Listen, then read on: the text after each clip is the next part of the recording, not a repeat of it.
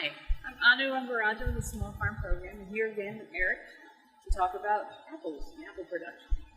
So Eric, and Siegfried. Yeah. So when you're looking at the tree now and you're making some decisions as far as management, what are you looking at here that we have fruit set? Yep, so we have fruit set, and we want to thin this crop to its optimal harvest level right now. And for a few reasons. The earlier we thin the fruit, the bigger the remaining fruits will become in these next 2 months, 3 months. And the apples are producing hormones that are deciding what the flower buds for next year will become. And if there's too many apples, too many seeds producing gibberellins, they are producing buds next year without flowers. So too many apples this year, no flowers next year. And that decision is happening, that physiology is happening right now or in the next few weeks. Huh.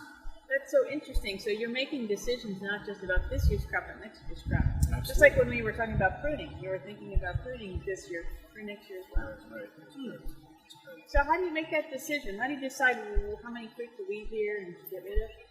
Yeah, it's a little dependent on variety, but generally speaking, in this growing system, this is tall spindle, as we've discussed.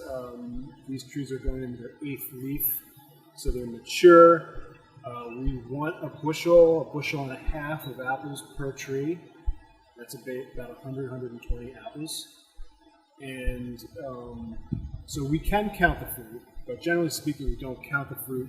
We kind of eyeball it, but we really want roughly one apple every 5 to 6 inches. Not on the entire tree, but in these fruiting zones. So this branch, for instance, we have 5 apples that are definitely sizing. You can see these are the flowers that are bordered based on our chemical thinning. We have 5 apples. If we let all 5 of these apples become fruits, there'll be a big 3 to 4 inch diameter apple here, a big one here, a big one here, a big one here, a big one here, and this branch may be broken, or they'll be undersized, not to their full potential, and for sure we're reducing the potential fruiting ability of this branch for next year. So I would probably take these 2 off and leave 3. That would be nice. 3 nice apples. This one here is not going to float it out. That one. Oh, okay. So there's quite a lot of flowers that I see here. Yeah. That are dead now from the thinners. How did you thin this? Yeah, so we applied fruit tone. It's in kind of really specific times of the year. Generally speaking, the 3rd week in May, and based on the weather forecast after that event, kind of decided the severity of the thinning spray and its effect on the tree. And basically simply speaking, it stressed the tree out, and the tree decided to not continue to form these fruitlets. And it maintained this one, which has continued to grow. And so that's a simple, easy, inexpensive way to thin fruit, and that's why it's the preferred method for thinning. Hand labor, the expense of hand labor to do that thinning would be far greater. So in an ideal world, we don't have to do any hand thinning, but here we do, but not a lot, just a little bit. So if I was looking at this branch right here, and I'm seeing a whole mess of fruit, particularly here, I could pull this one off. Yep. And then I could pull that one off. Yep. But otherwise, would this look okay to you?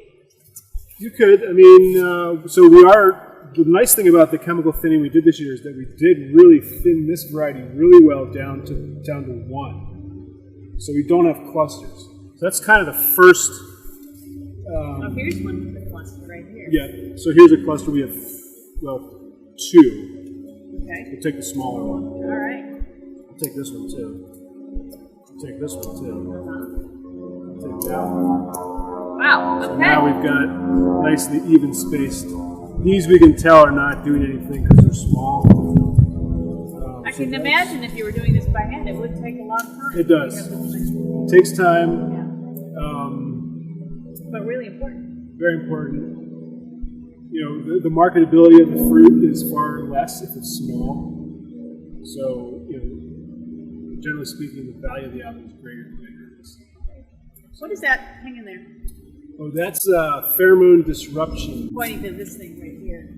That's called a twin tube isomere. Nice. Sounds like my skis. It's twin tube, meaning one tube has the pheromone disruption for codling moth, and one tube has the pheromone disruption for oriental fruit moth. Oh, So, that's cool. so two pests that like to burrow into the apples and lay eggs. So that is sending out Like a hormone. a hormone that is it's basically confusing the codling moth and the oriental fruit moth. They cannot find their mates, and sad but true, they're lost. And so, so the benefit is we can reduce our insecticides because we're reducing the likelihood that the codling moth and the oriental fruit moth are going to have high populations in this way.